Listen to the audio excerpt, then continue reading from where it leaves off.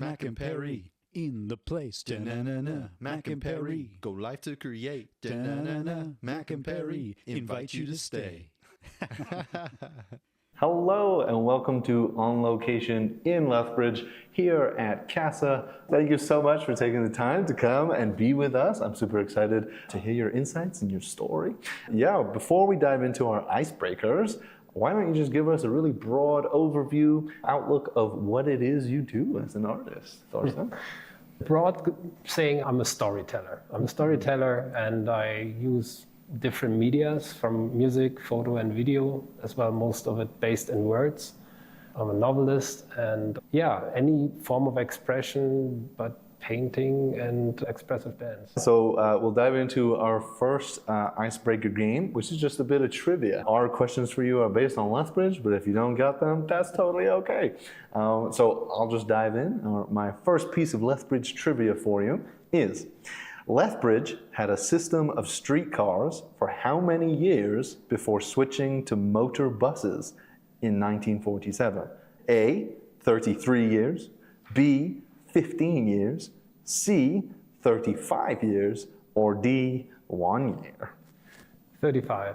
35? You got it! That's amazing. Awesome. And the best part is, I'm always excited for this bit, you have trivia for us. So I will let you read the first bit of trivia, which is a question about Michael, for me to try and get right. Let's see how this goes. Casa means home in Spanish. Michael is leaving soon for a trip to Spain. This will be his second time going. On the first trip, he had an adventure. A, running with the bulls in Pamplona. B, hiking to the summit of a mountain outside of Barcelona. C, hitchhiking to France. D, getting lost in the Royal Palace of Madrid. Wow, all of those would be amazing. If it weren't the bulls, I know you do hitchhiking every now and then, and I know you love hiking. So I guess I'll go with the hiking. Is that right? That is correct. Yay! Right. To France. Amazing. Very cool. Awesome. I think we'll maybe just start right at the beginning, where you were born and what that part of your life was like. Okay. So I was born in Germany in a city called Solingen. As far as I remember, Quentin Tarantino mentions that too, because it's a city of blades where all the scissors and blades in the past came from. So when I was born, during the time, that was when a steel town that was on the way down economically. So it was on the rougher side. My elementary school didn't have a name.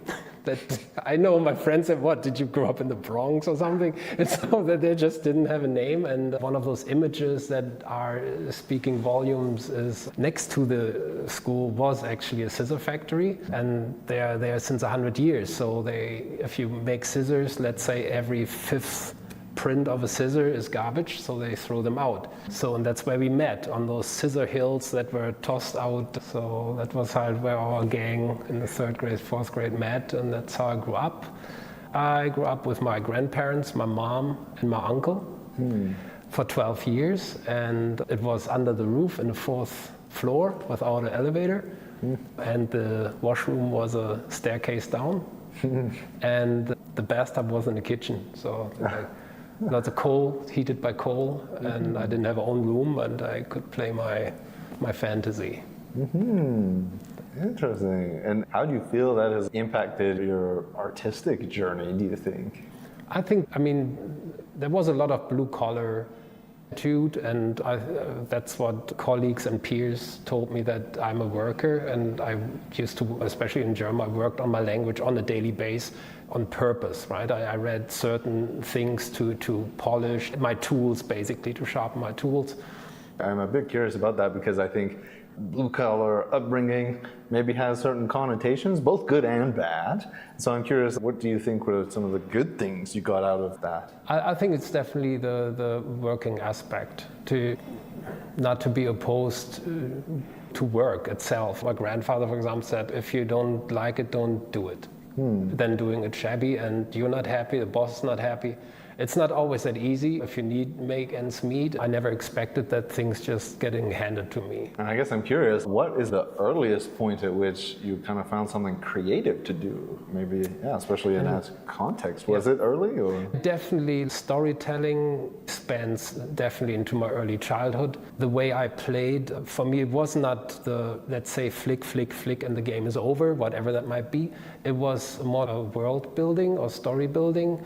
In the sense of, an example would be, I shared my room with my mom, right? There was not more space, and she had, I think it's called a Murphy bed. Is that when it comes down? Yeah. So the groove in the carpet where I knew the leg was, that was the border where underneath I could build the city by Lego, right? And that could be there for a week or two. That was important for me because then I played the whole thing through, and the connection is so close to my storytelling. So I read already a lot, and always above grade, I punched up always, and not always great stuff, pulp fiction novels and stuff, but in elementary school. Yeah. So, but by the time I went to school, and it was a certain day where I say like, yeah, that's the end of childhood. It's like, if you're my buddy back then, you would say, hey, so what did you do yesterday? And I'm like, yeah, Playmobil, and you're like, it's getting embarrassing, and I was like, going home little, and I think I literally the next day I started writing. Wow. That's how it started, yeah. Yeah. When playing stopped. Yeah, but in a way the playing continued, but in a different medium, a different format. Yes, yeah. I definitely quote, we're not stopping playing because we're getting old because we stop playing. I like that. Nice. And yeah, like what came next? Like your writing journey, was it mostly a solo venture at that period of your life?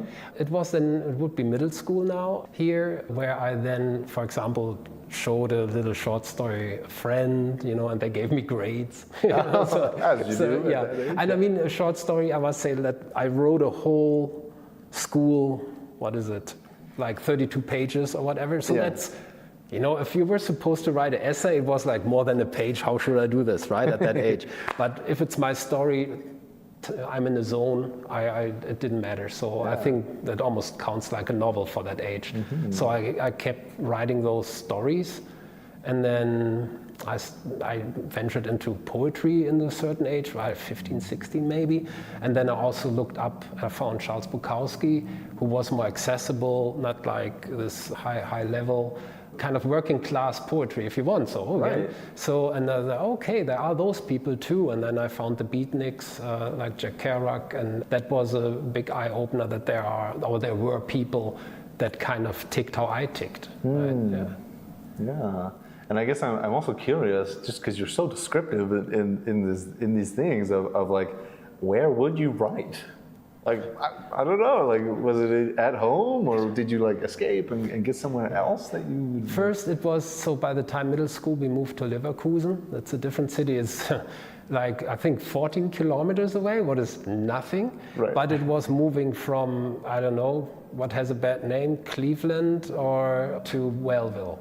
Okay. It was ridiculous. For me as a child, I was like, this is how people live, yeah. So anyway, I had an own room, for example, and you weren't scared of everybody that was older than you, literally. So I wrote at home. Yeah, I had the piece in the afternoon. Mom was at work, so I was alone in there and could just do my thing instead of homework, what you have to do. Yeah. So you were kind of writing basically novels at an early age and then kind of dipping your toes into poetry. What came next? So I read a lot. I didn't have a lot of money. I went to a secondhand bookstore and the owner asked me if I write, and of course I said no. And then she asked me, do you want to do a reading here? And I said no again. It's almost a classic hero journey story, right? But she was persistent and said, like, I invite 5 friends, not more. We have 2 bottles of wine, you do a reading. Okay, did the reading. I was super nervous. I had it on the paper, my first poem, and I was so nervous that my hands were wet. It glued around my fingers. I remember like taking it off, it ripped. It's like, wow. But inside, and the feedback I got from these definitely adults, I mean, I was a young adult, like 18 maybe, felt so good and was so encouraging that I ventured further into those things, especially then live going, and that was before open mic was a thing, just ask in a pub, and I had those things. So I always had poetry on me that I wrote maybe for a friend or something. I remember on the way home, I was one of my tiny stories, or thought, one more beer, right? It's in the middle of the night, but pub that's open is what we call a pensioner's grave, a pension grave where the pensioners hang and just drink away there. So youth crowd, there are lots of pubs in Germany, and it's, so I just went in there and they were, and I was by far the youngest, by far. I didn't belong there at all, but they were like, so are you, young man? And I was like, I'd say, nobody said a word. Do you want to hear a poem? And they were all like, sure. Nobody ever, this was not the normal crowd. But then the oldest guy, he then actually came over. He said, I will never forget this. I wish this would happen more often. By then I was already once in Ireland, and I experienced this, like going in a pub and live music, like almost like, they call it wasn't open mic either. It's just what they do. So, and I kind of, to bring that back, everybody loves this connection. Yeah. Oh my gosh. Yeah. What else can you tell me about? Like, were there any other examples that come to mind as far as? So it was funny. So I did this, and a friend of mine did this, and then we started self-publishing. So I had a magazine that you couldn't call it this anymore. It called The Cultural Terrorist. I had a big cartoon bomb on the front, and every issue, what's it called? The thread that is. Oh, I forget what it's called also, but I can see it in my brain. Yeah. Got shorter. Right? Okay, It never exploded, but I didn't get that. But we came across other people in Germany that did also those silly things. And there was a independent book fair, you would say. It was close by Frankfurt. It wasn't the Frankfurt Book Fair. And we went there, and it was literally, so you had, first you saw like these art prints. And we were like, oh God, these are not our. And then we walked through that big tent, it was a huge tent, walked on the other side, and there were people like you and me sitting there with Xeroxed magazines, and everybody, beer on the table. And I told Chaka, and we were, hey, what do you read? They read also Kerouac, they listened to Tom Waits. One guy said, where do you sleep? And we slept in a wine hill in the car, my buddy and me. And he said, no, you all come to me. I have a house, the house is empty. We stayed there. The guys from Berlin said, this is so cool. And we talked all night till 6 a.m, connected. And they said, you know what? We should do a festival. Everybody had readings in their own towns, but not connected. Yeah. So the Berlin guys started a festival, and it caught on so much that it was on the front page in the Berlin newspapers. Every club was full. We got back to our cities and invited each other and got $100 and free beer sort of thing. But what you learned were your chops on stage. And so it forms your stage presence and what makes you nervous in case somebody speaks and stuff. Later, there were then also doctor theses written about that movement. We did that for 5 years, and then there were social beat bands, visual artists and stuff, and then we said like, okay, this is getting commercial. And then you moved on. Yeah. And how old were you at that point? That was in my 20s. Mid-20s. Wow. Early mid-20s, And I love that sense, independence throughout that, making the work yourselves, it seemed like, right? Yeah, it was, so we started with photocopy and kneeling on the ground, like stapling stuff together. And then I had a couple of readings, and I had like $1,000. And I was like, I want to print a book, how much is that? And I was like, 5,000. I'm like, ugh.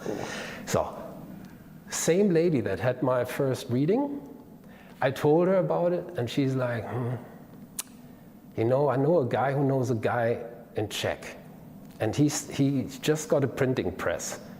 I see if I can phone him. Her husband is Polish, and their old farmhouse is close to the Czech border.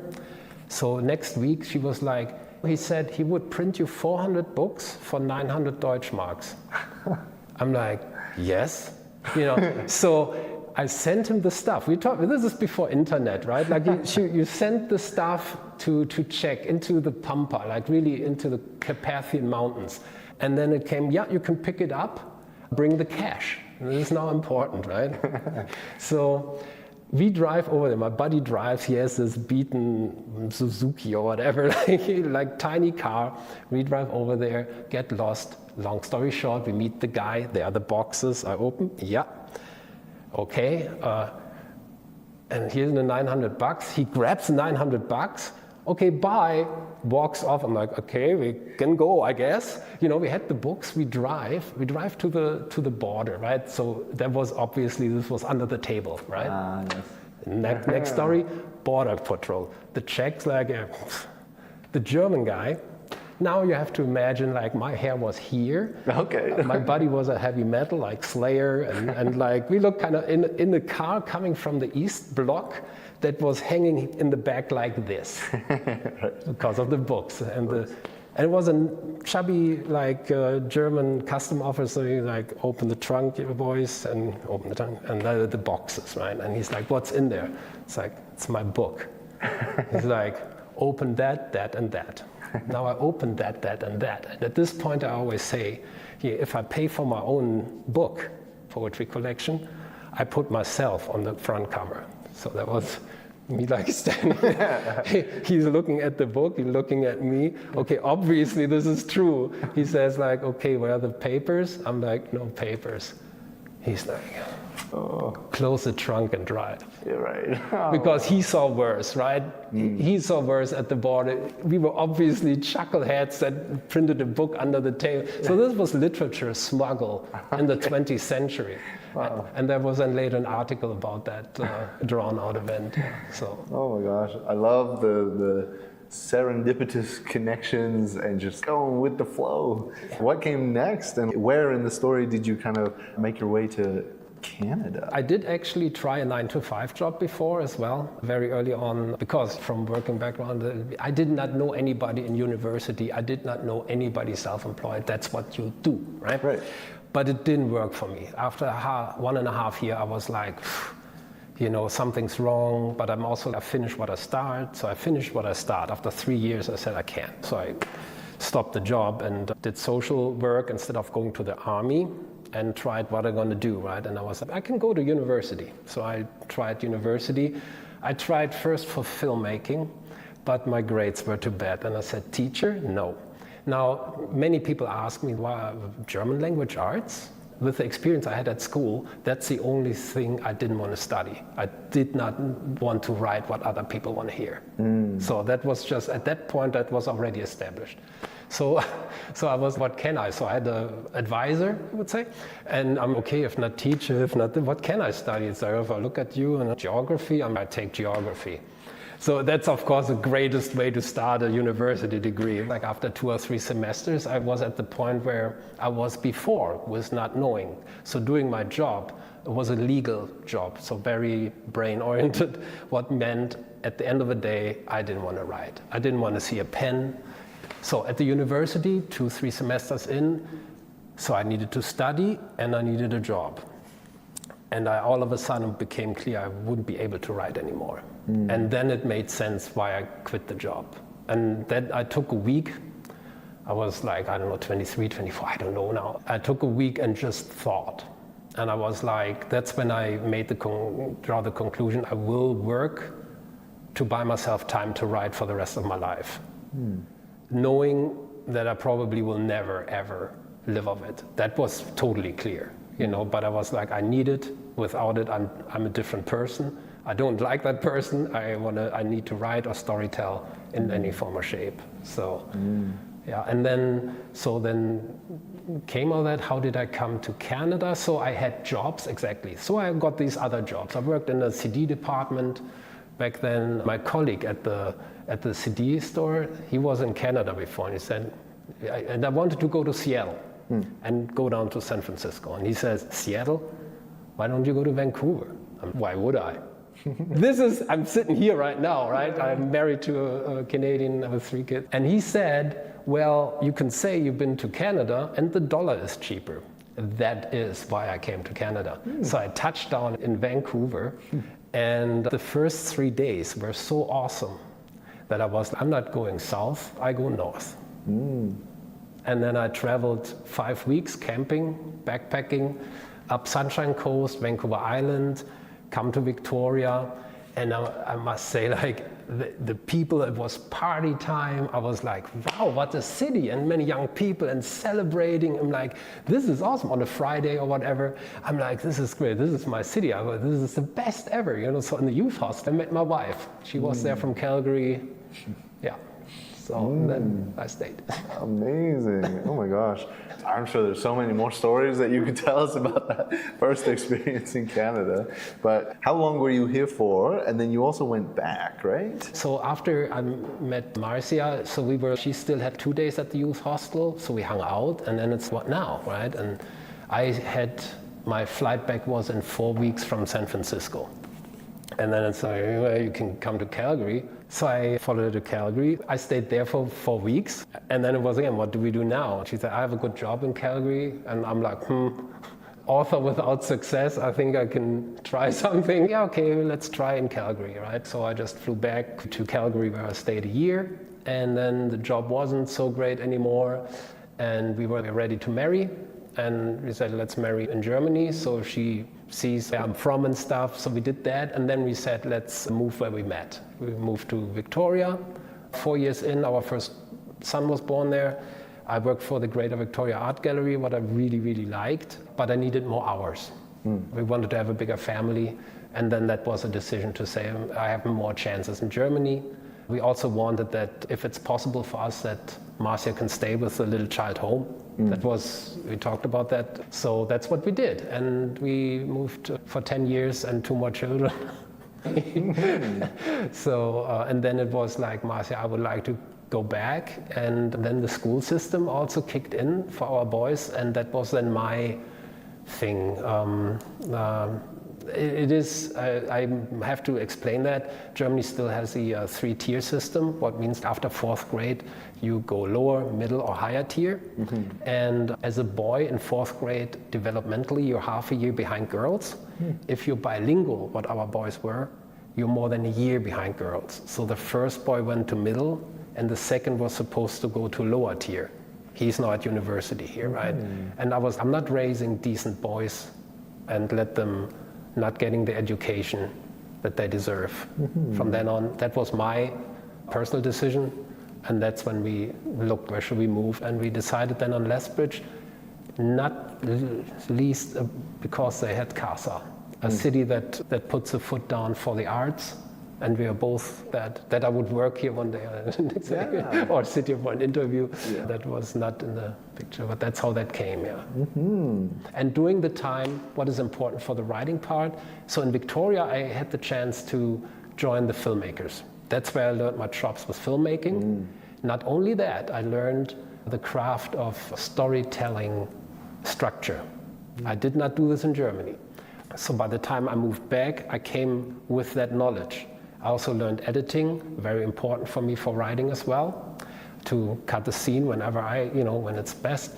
And I always said in every interview that I'm actually a Canadian storyteller and a German author because of that background. I would have not, without that knowledge, being published in Germany, I'm 100% sure. And then I became traditionally published during those 10 years and nominated Best German Debut and those things, Yeah, and I'm very curious about, what did it mean to be nominated and be winning awards in 2 different countries? Because eventually, you have been the recipient of various Canadian grants and awards, right? So it's pretty amazing. And, what I just found out, and that was also in Victoria, I started already dabbling in grants, but I didn't get one. And then it was Rick Raxling, the filmmaker. He was here at the SAIC a couple of years ago. He said, you have to apply for every grant. Don't expect to get it. Don't expect to get it for your best project.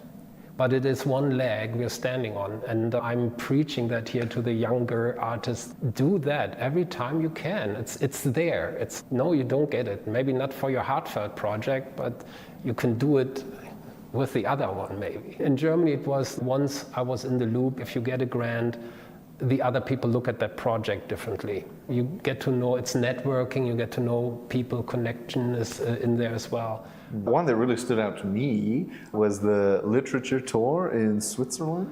Oh, yeah. What can you tell me about that? Just because I found it fascinating. Yeah, no, so the other leg I was standing on as an artist, as a professional artist, was readings, like live performances. So when I was signed by one of the big publishing houses, I got assigned an agent, and I very fast found out she was super connected.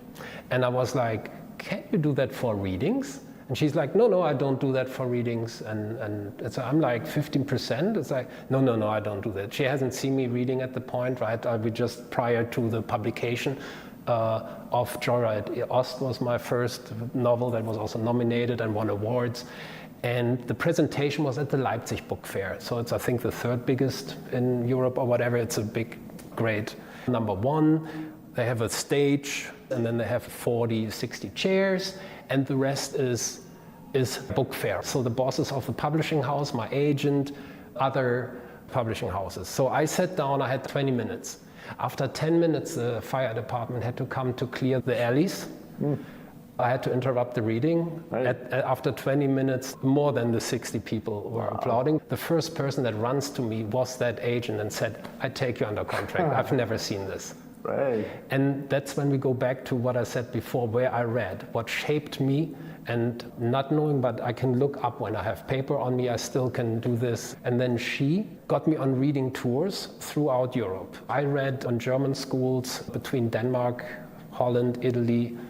If there's ever an honest audience, it's teenagers. That sounds like an amazing experience too, to have that feedback. Yeah. I could listen to all day. I know we're pretty much at the end. Our last question that we try and ask people is just, how has being creative impacted your everyday life, do you feel? I think it keeps your mind open for new things. Being at research for the next novel or project, I always like to do research for each project because often from details, ideas come. And in life, well, I might just try. Let's say I'm not a big handyman, but Canada gives me the chance with 2x4s to actually build a little shelf on my desk at home. And I'd rather do that. And it's not nice, but it works. So I'm still open to try new things. This is the showcase portion of the program. And yeah, we like to show off the work a bit as much as we can and talk more about maybe the process of the writing and things like that. So yeah, so we're going to talk about a couple of your books. The first one is Lethbridge, 2112. Yeah, tell me about that book. Yeah, so that is actually the book that was the longest in the making. It takes me at least 2 years before I start a novel from idea, but this one took about 15, 16 years before I started it. Originally, it was an idea taking place in Berlin. It's a dystopian future novel in the year 2112, but in between we moved to Lethbridge, and I just got intrigued by the geography, and I like to know really what I'm writing about and the location, for example. And a few years in, I was like, you know what, I shift this to Lethbridge. So that's why Lethbridge got the, hopefully, honor to be featured that way. Yeah, I was curious why it was themed Lethbridge, so yeah, that makes sense. Maybe if you can give kind of a brief overview of the story. So yeah, it derives from that idea that I had, 15, 16, 17 years ago, where you have light ideas, you have dark ideas. I wrote one novel about school shooting before there were novels that. So I did research. That wasn't nice research, right? And here it was an idea where it's at one point I just was, why do people take their own lives? So the next question is, why so many? And then if it's so, does society really does everything possible to avoid that? And then the dystopian idea was, what if there's a society that actually promotes it? So, and that lingered. And it wasn't like the next year I had who does it, who's a narrator, who's the protagonist? So this all built up. And it was a long research, being into psychology, societal decisions, and what the story is. And then Arthur is the protagonist. He is of no age, That was another thing where I also came doing this long process of planning, where I was, this should be read between 16 and 80. It's an ageless character, but his brother is sick, and it comes up if he could help him, what is life worth and all that. They offer him this. If you do this, then your younger brother can still live, those things. And it was interesting. And people told me already that read the book, it is okay to laugh. I'm like, yeah, it's not an inherent dark story. It's also, there comes a girl in, she's protesting against that system. And of course, they look at each other. And so I assume because it's a dystopian novel that it's not a good thing if people are promoting this suicides, I guess, right? Yeah, no, there are many ideas then coming together. It's a society that I then build on that. Mm-hmm. It's also in the question, what society would have the motivation that is implemented that way? And where does it start, where does it end? More recent, in those 15 years, came also medical assisted dying made. Right? So that was then started. So this bleeds in there too, the discussion. It's like, what is okay, what not? It's not I'm taking sides. I'm just a jester that asks questions. The idea is to get the reader thinking a bit about that. They ask their own questions. Yeah. In an entertaining, futuristic setting of Lethbridge was, I think, 14 million people. Wow. So, we've grown. Yeah, and it rains all day. Oh. And color is too expensive, so everything's black and white. Yeah, and then I guess your original concept was in Berlin. Mm-hmm. How did that change when you decided eventually, okay, it's going to be in Lethbridge? It got definitely more geographic. For example, like the coolies are definitely. One reader actually pointed that out, that he liked that segment the most, for example. I don't want to take anything back. It also takes, there are these rumors that there are like more tunnels under Lethbridge, so I like to incorporate also rumors in those things. Yeah, there are, and they are used by some people, and so yeah, it was really like I embraced it fully. I think actually Berlin wouldn't have given me so many opportunities visually with coolies and tunnels, for example. And so yeah, you had that initial idea 16 years ago, and you've gotten this grant. Like, yeah, I guess like for you, what's that process? Like, how long would it take you to write the first book?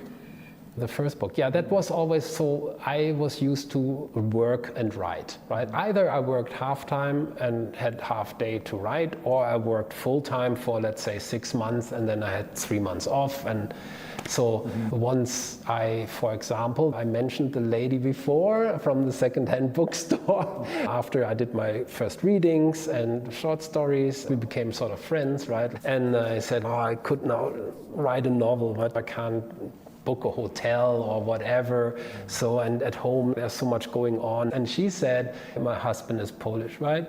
Yeah, they have that old family farm in the Carpathian Mountains. It's empty, nobody's there. There is no water, no electricity. The next person is 6 kilometers away. You want to go there? I stayed there a couple of weeks and wrote the novel. I look forward to reading this and the other books as well. So yeah, it's been a real pleasure to talk to you about your work. Thank you. Yeah, thanks. Pleasure talking with you guys. Yeah. Well, so this has been On Location here in Lethbridge at CASA. I'm Michael. I'm Daniel, and this has been Thorsten. Thanks so much for watching. If you or someone you know has a story to tell, scan this QR code and get in touch with the StoryHive On Location team.